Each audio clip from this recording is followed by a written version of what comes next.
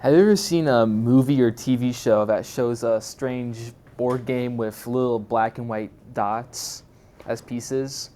Well, that's a real game, and it's called Go. It's a very popular ancient Chinese strategy game that was invented around 2000 BC, and it has a very it's been become very popular in recent time. So in this presentation, I'm going to talk to you about the history of Go, um, the how to play Go, and the benefits of playing Go. So first of all, let's just jump into how Go works. There are three main types of boards. There's the 19 by 19, the 13 by 13, and the 9 by 9 board.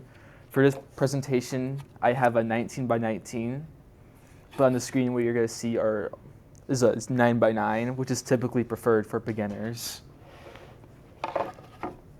So, as we get started, the first thing we want to do is choose who gets what pieces. And when we're starting a game of Go, we have to start with the black pieces always, which is always followed by the white piece. Now I'm going to tell you some basic moves and positions. So the overall goal of Go is to capture territory, and the way we capture territory is by surrounding these spaces known as liberties. You also may have noticed that we place stones on the intersections rather than the space inside. Didn't mean to do that.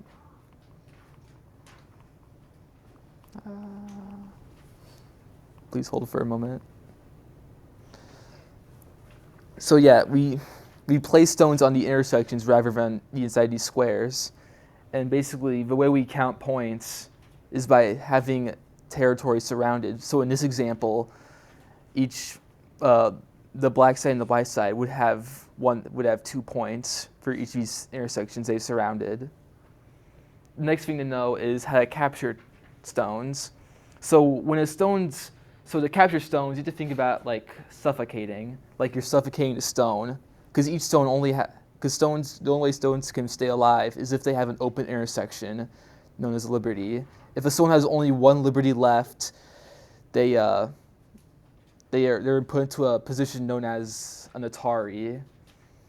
And once you lose that liberty, that stone becomes suffocated, and the opposing team will take that stone.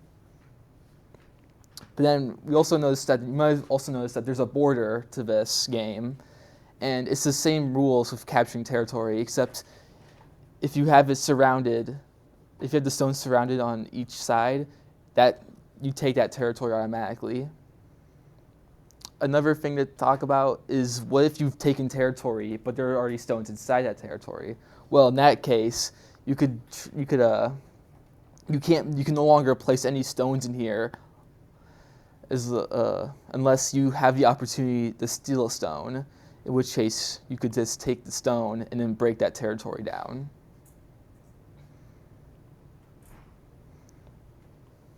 Okay, so then how does the game end? The game ends when both players decide that there's no more possible moves they can make, at which point they'll take turns counting their points. And when you're counting points, you count the stones you've captured as double. So you get 2 points for each stone you've captured, and only 1 point for the intersections you've obtained. So after all that, in this example, white would win with the 50 points they earned from stealing these guys from over here. But we wouldn't count this twice.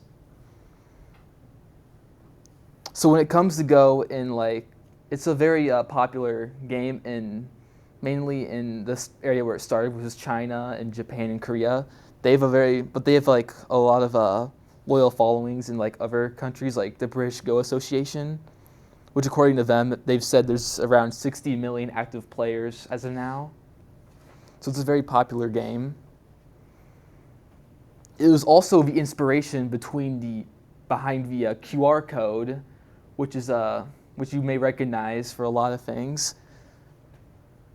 which you can see in this video by Veritasium, where he goes into how to make a QR code using just Go pieces.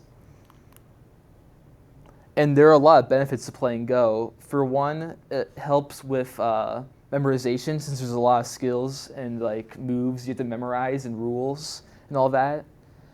It's also been shown to help people improve academically, so that's a big advantage of playing Go.